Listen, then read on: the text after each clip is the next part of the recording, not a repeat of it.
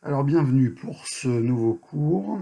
Donc aujourd'hui on va parler de la préparation de la production et on est dans l'organisation et la gestion de production en fraisage. Donc on va parler d'isostatisme, on va parler de degré de liberté, on va parler de bridage un peu, on va parler de pas mal de choses. C'est quand même un module essentiel sur la compréhension de ce qu'est le posage, c'est-à-dire la relation entre le porte-pièce et la pièce. Et voilà, donc c'est quand même des choses qui sont relativement compliquées à comprendre, mais qu'il faut comprendre si vous voulez, surtout si vous voulez faire une poursuite d'études. Ok, donc on va donner la définition de l'isostatisme. Donc c'est l'ensemble des composants qui concourent à la liaison de la pièce et du porte-pièce en permettant l'élimination des degrés de liberté. Degré de liberté, c'est quoi? C'est quand on a un solide qui est dans l'espace, il a 6 degrés de liberté. Donc, par exemple, on imagine un avion qui vole dans le ciel et on peut décrire ses mouvements, euh, on peut décrire ses déplacements par 6 mouvements. Donc 3 translations, TX, TY, TZ, et 3 rotations, RX, RY, RZ. Ok, donc 6 degrés de liberté. Tout solide dans l'espace possède 6 degrés de liberté, donc 3 translations, 3 rotations. Donc nous, l'isostatisme, on va essayer de comprendre la relation entre la pièce et le porte-pièce en éliminant un à un ces degrés de liberté. Enfin, un à un, vous verrez qu'il y a des liaisons qui permettent d'en supprimer plusieurs à la fois. Donc, la définition, les conditions isostatiques. Pour immobiliser un solide dans l'espace, il suffit donc de supprimer ces 6 degrés de liberté. Pour une meilleure stabilité, la pièce sur le porte-pièce, de la pièce sur le porte-pièce, on choisit de mettre le nombre d'appuis maximum sur la plus grande surface. Donc ça, c'est quelques petites règles qu'il va falloir encadrer très vite. Donc ne pas confondre la mise en position qui correspond à l'isostatisme et le maintien de la pièce par un serrage qui correspond au maintien en position. Donc on a dans un premier temps la première partie de la norme qui est la MIP, mise en position, et la deuxième partie de la norme qui est la MAP, maintien en position. Pour l'instant, on va parler que de la MIP. Donc on va voir quelque chose qu'on voit 95-98% du temps, c'est-à-dire une prise en étau. La prise en étau, elle va se constituer de 3 liaisons qui vont être représentées par le mort fixe, les cales et la butée. Donc on va commencer par la liaison qui supprime le plus grand nombre de degrés de liberté, qui est la liaison appui-plan. Les cales de fraisage forment un plan représentant le fond de l'étau. Les cales servent à rehausser la pièce pour pouvoir l'usiner sans abîmer le porte-pièce. Et en maths, un plan, c'est représenté par 3 points. Donc on a les cales, qui sont 2 éléments de mise en position, qui sont représentés par 3 points. Les flèches qui symbolisent ces appuis sont appelées normales de repérage. Normale de repérage, c'est vraiment un terme à retenir. Ok. Ensuite, la représentation normale de repérage d'une liaison appui-plan dans les 3 vues. Donc, dans un premier temps, il est essentiel de définir le repère orthonormé dans lequel on travaille. Sinon, il nous sera impossible de définir les différentes relations entre la pièce et le porte-pièce. Donc effectivement, il faut bien que je parle. J'ai un repère entre ma pièce et mon porte-pièce. Enfin, là, en l'occurrence, entre ma pièce et mes cales. Donc je reporte en fait le repère que j'avais tout à l'heure par rapport à mon avion et je le mets sur ma pièce. Donc la pièce, vous avez bien vu que c'est le D en phase 20 avec les surfaces usinées en rouge. Donc il faut voir aussi là que j'ai le système projectif. C'est quoi le système projectif? C'est comment représenter une pièce dans les 3 vues ou dans les 6 vues, je ne sais pas combien vous... Là, il y en a 3. Okay. Pour définir complètement une pièce en fraisage, il faut 3 vues. Donc là, il y en a 3. Et je suis sur le plan ZX sur la vue de face, sur le plan YX sur la vue de dessus, et sur le plan YZ sur la vue de gauche. On appelle vue de gauche parce que je regarde à gauche et je reporte ma vue. Vue de dessus parce que je regarde par-dessus et je vois ce que donne la vue. Okay. Donc si vous n'êtes pas à l'aise avec le système projectif, je vous invite à vous rapprocher de M. Marlot, prof de construction. Donc, 3 points, le plus espacé possible, 1, 2 et 3, ce qui vont donner sur cette vue-là 3 flèches. Effectivement, quand je regarde un crayon vu de dessus, je vais voir un cercle, et si je le regarde vu de côté, vue de face, pardon, je vais voir une flèche. OK? Et donc, ces 3 flèches donnent sur la vue de gauche 1, 2, 3. Pourquoi? 1, 2 sont confondus. Voilà, parce que je vais regarder par là. Et 3 est à droite. OK. J'ai donc supprimé 3 degrés de liberté. Je supprime toujours 1 degré de liberté par normale de repérage, par appui. Donc, le couple 1, 2, 3, ou le trouble, trait d'humour, 1, 2, 3, nous permet tout d'abord de supprimer la translation sur l'axe Z. Prenez n'importe quel solide que vous avez dans la main, c'est-à-dire, je sais pas moi, votre trousse, votre portable, la souris. Je la prends, elle est dans ma main, elle est libre dans l'espace, je la prends, je la pose sur la table, tout de suite, je peux plus faire la translation sur l'axe Z. Pourquoi? Parce que j'ai des appuis qui m'en empêchent. Ensuite, qu'est-ce que je ne peux plus faire non plus? Je ne peux plus faire la rotation sur l'axe X, je ne peux plus prendre mon portable et le bouger de haut en bas, et je ne peux plus faire la rotation sur l'axe Y, je ne peux plus prendre mon portable et le bouger et l'incliner de gauche à droite. Voilà. Donc 3 degrés de liberté de supprimer, TZ, RX, RY. Vous verrez toujours que c'est dans cette relation-là de l'appui-plan. À partir du moment où j'ai un axe, la translation sur un axe, j'ai les axes complémentaires en rotation. On vient de réaliser une liaison appui-plan qui élimine 3 degrés de liberté, une translation et de rotation.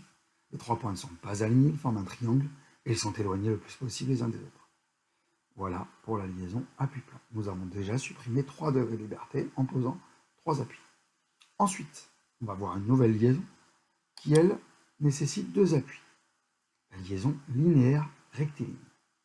Donc, une ligne droite. Le mort fixe de l'étau forme une ligne. En mathématiques, une ligne est représentée par 2 points. Ces flèches symbolisant les appuis entre le mort fixe et la pièce sont des normales de repérage. Je me répète, mais c'est très important. Ce qui nous donne dans les 3 vues, donc le mort fixe est toujours de ce côté-là, 4, 5, enfin toujours, c'est des bêtises que je dis, dans la plupart des cas là, 4, 5, appui 4, appui 5, ce qui vont me donner dans la vue de face de rond. C'est normalisé ça, hein. Il faut absolument respecter cette normalisation. La flèche est pleine et droite, et le trait, le rond est quadrillé. Et ce qui me donne dans la vue 4 et 5. Système projectif toujours. Je reporte 4 et 5, pourquoi ils sont à gauche et pas à droite? Parce que là, si je me reporte, j'arrive sur la gauche. Voilà. Si je reprends ma vue, si je la retravaille en différentes vues. Si vous avez du mal, il y a un cube qui vous permet de voir ça, une maquette pédagogique que j'ai créée avec des vis. Vous n'hésitez pas à le demander. Qu'est-ce que j'ai supprimé comme degré de liberté? J'ai supprimé la rotation sur l'axe Z. Là, je vois bien ma rotation, elle sort du plan là. Je vois bien que je ne peux plus tourner sur cet axe-là. Pourquoi? Mon axe sort du plan, mon axe Z là. Je ne peux plus tourner autour. Pourquoi? Parce que 4 et 5 m'en empêchent. Ça fait comme si vous preniez votre portable, je l'avais posé sur la table, et maintenant je le bloque contre un bord, soit du clavier, soit du mur, etc. Et je ne peux plus faire la rotation sur l'axe Z. Ok. Je ne peux plus non plus faire la translation sur l'axe Y. Je ne peux plus aller par là de façon linéaire. Je ne peux plus. Pourquoi? Parce que mes 2 appuis m'en empêchent. J'ai donc supprimé 2 degrés de liberté, la translation sur l'axe Y et la rotation sur l'axe Z. Les 2 points ne sont pas alignés, ils forment une droite, ils sont éloignés le plus possible les uns des autres pour que les appuis soient plus stables. J'ai donc éliminé 3 degrés de liberté avec la liaison appui-plan, 2 degrés de liberté avec la linéaire rectiligne. J'ai éliminé 5 degrés de liberté, il me reste un 6e degré de liberté à supprimer avec une dernière liaison qui s'appelle la liaison ponctuelle. la butée est représentée par un point. C'est pas vrai dans la réalité. C'est jamais juste un seul point, c'est impossible. C'est toujours une toute petite surface en contact. Donc c'est toujours une normale de repérage.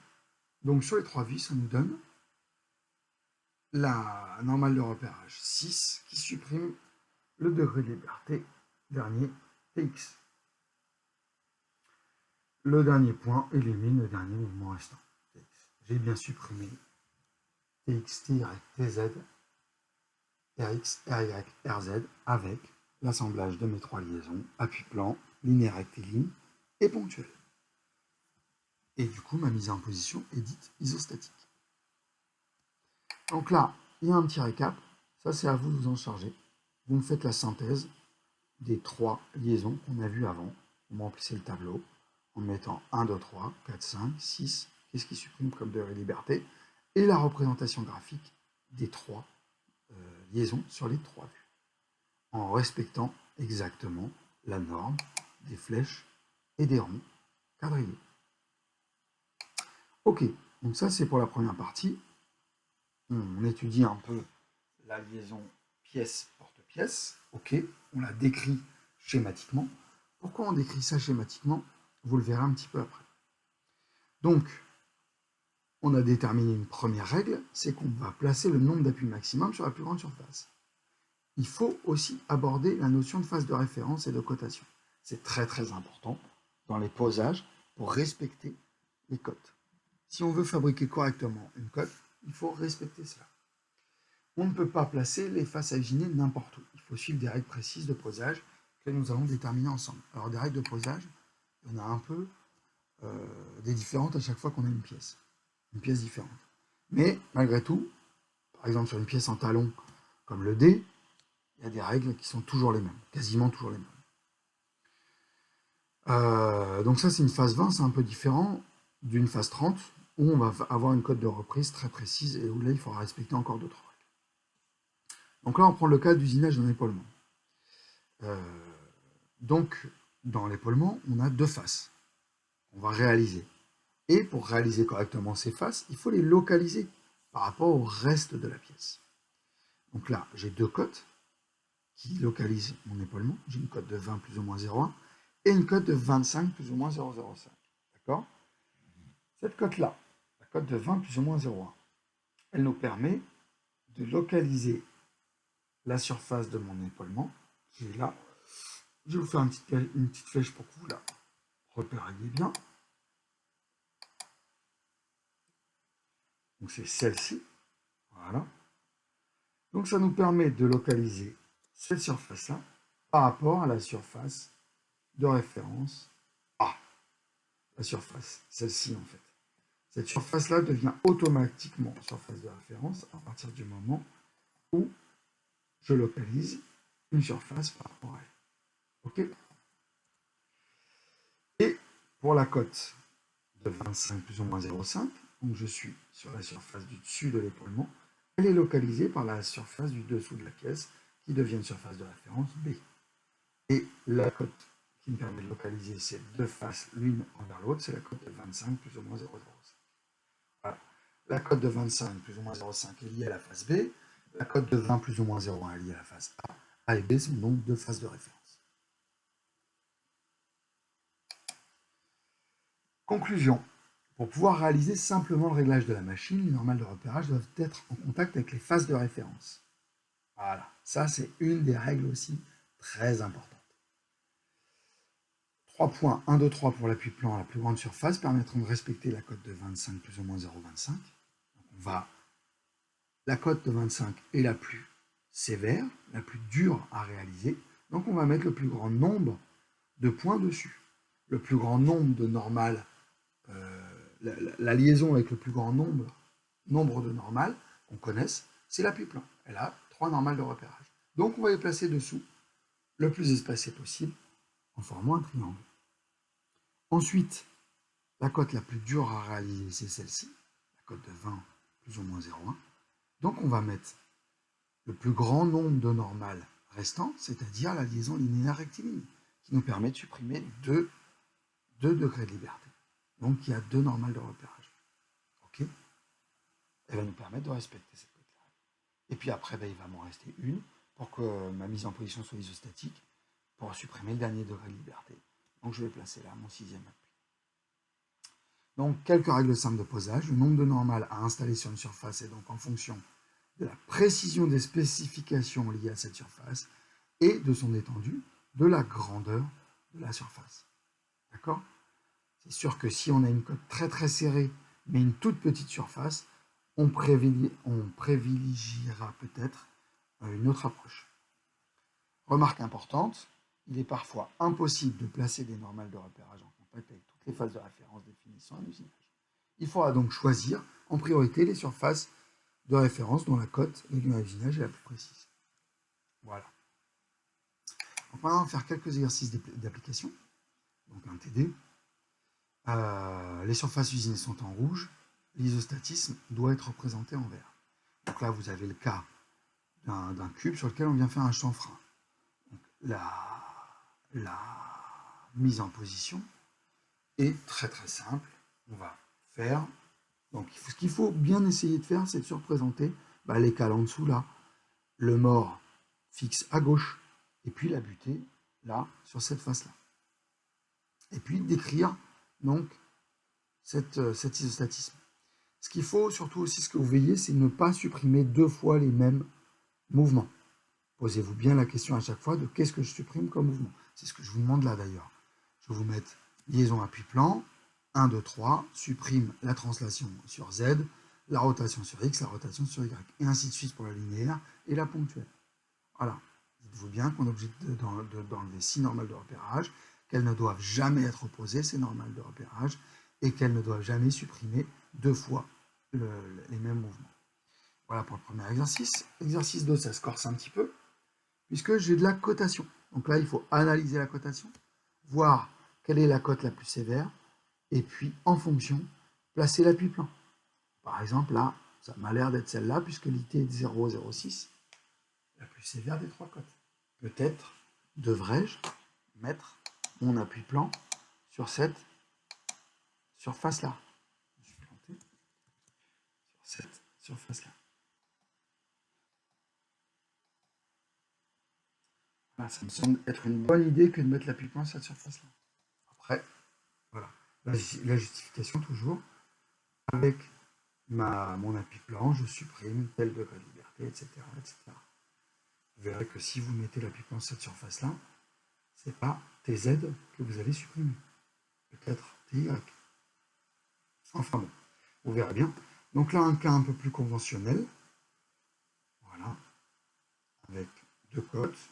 Une avec l'IT 0,2 et une avec un IT 0,3. Donc c'est celle-là la plus sévère. C'est donc sur cette surface-là qu'il faudra mettre le plus de cotes. Etc. etc. Ensuite, un petit récap que je vais vous demander de remplir tout seul. Donc si normale de repérage ou normale de mise en position pour les pièces quoi? Cylindriques? Non, je crois pas. Appui plan, appui linéaire, rectiligne, ponctuel. Placer les appuis sur... Alors là, c'est on rappelle qu'on appelle ces surfaces des surfaces de référence. Donc c'est sûrement sur des faces qui sont en lien avec des cotes, avec des surfaces usinées. Sauf indication particulière, placer le maximum d'appui sur la surface qui a, donc là, la plus grande taille, peut-être, je ne sais pas. Placer chaque fois que c'est possible le maximum d'appui sur... Voilà, vous remplirez ça gentiment. Et puis, pour ça, voilà, là, par exemple, appui plan, 3 degrés de liberté, 1, 2, 3, etc. etc. À vous de remplir ça. Un deuxième TD avec un exercice encore un petit peu plus complexe. Et puis, on va passer à la deuxième partie de ce module, c'est-à-dire la deuxième partie de la norme. Donc, la deuxième partie de la norme, c'est la map, le maintien en position. Elle concerne les symboles utilisés sur les contrats de phase pour représenter les éléments d'appui et de maintien des pièces au cours d'usinage. Chaque symbole se construit à l'aide de 4 éléments. Donc, cette symbolisation technologique, elle a une fonction. Effectivement, si je regarde un contrat de phase, Donc, elle a une fonction, c'est d'alléger le contrat de phase. Déjà, il y a quand même beaucoup de choses sur un contrat de phase. Si j'étais obligé de représenter en plus tous les taux, ce serait compliqué. Donc, je représente des éléments de l'étau par des symboles technologiques. Là, comme moi j'ai l'habitude, je vois bien que là, j'ai une linéaire rectiligne et ça doit être mon morphixe. Ok, cette linéaire rectiligne, je la trouve là, avec les 2 points. Là, j'ai une appui-plan, 3 points, que je retrouve là, centrale, voilà, etc., etc. Donc, ça me permet d'alléger mon contrat de phase. Ok, donc, 4 éléments dans mon symbole technologique. J'ai en premier le type de technologie, en deuxième, la nature de la surface de la pièce, en troisième, si c'est la fonction d'élément technologique, et en quatrième, la nature du contact avec la pièce. Donc le type de technologie, il y en a beaucoup. Je vous montre. Voilà, quand même quelques-uns. Donc là, ce qu'on avait, le S, c'est un système à serrage. Donc c'est ce qui représente la vis de l'étau par rapport au mort mobile. Voilà. Pour la nature de la surface de la pièce, ça c'est moins compliqué, il n'y a que 2 possibilités. C'est la nature de la surface de la pièce. Soit la surface est usinée, il y a un seul trait, soit la surface est brute, il y a 2 traits. C'est la surface, je précise, sur laquelle on vient prendre appui. OK. En troisièmement, on a la fonction d'élément technologique. Là, c'est pareil, il y a 2 possibilités. Soit la flèche est noire, soit la flèche est blanche. Donc, elle est noire si elle fait partie de la mise en position. Mise en position, flèche noire. Appui grillagé. Appui centreur complet ou centreur locatine. Ça, vous le verrez, mais vraiment pas tout de suite. Ça, vous oubliez. Donc, c'est ça pour la mise en position, noire. Et pour le maintien en position, l'intérieur de ma flèche est blanche.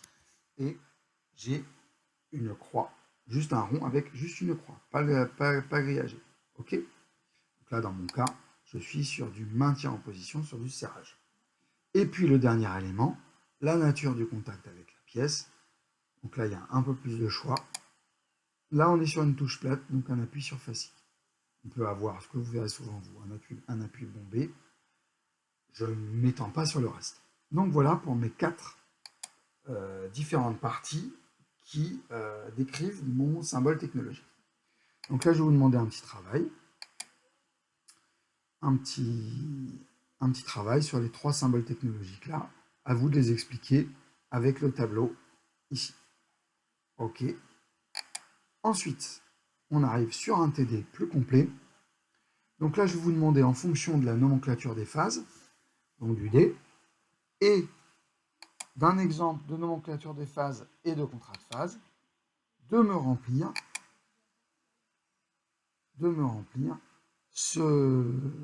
cet APEF avant-projet d'études de fabrication. Donc là, je vais vous demander d'aller me chercher les opérations dans la nomenclature de phase, les outils s'ils sont donnés, ou sinon, comme on a vu ça déjà dans le module 1, peut-être que ça va vous revenir. OK. Et puis de me placer les normales de repérage. Donc, normale de repérage, première partie de la norme, c'est les flèches et les ronds grillagés. OK. Ensuite, vous me remplirez la nomenclature des phases. D'accord? Le contrat de phase, pardon. Donc là, je veux tous les éléments décrivant un contrat de phase. Donc vous avez bien sûr les symboles technologiques qui doivent décrire complètement la mise et le maintien en position. C'est décrit là aussi. Par exemple, si je mets un appui-plan là, il faudra que je mette une flèche avec surface brute 1 et que je mette appui-plan sur surface brute 1, SB1. Les outils, leur nom, etc., etc. Je vous laisse regarder tout ça. Voilà. Ça, c'est un TD qui est pas noté. Et après, vous avez un TD qui est noté. La même chose avec une autre pièce, la PEF et le contrat de phase. Bien sûr, vous aurez été corrigé sur le TD d'avant pour faire ce TD-là. Ensuite, vous aurez un devoir et on verra si vous avez validé votre module. Voilà, c'est un module complet, c'est vrai que c'est un peu long, mais je vous souhaite bon courage. et j'espère que vous aurez une bonne note.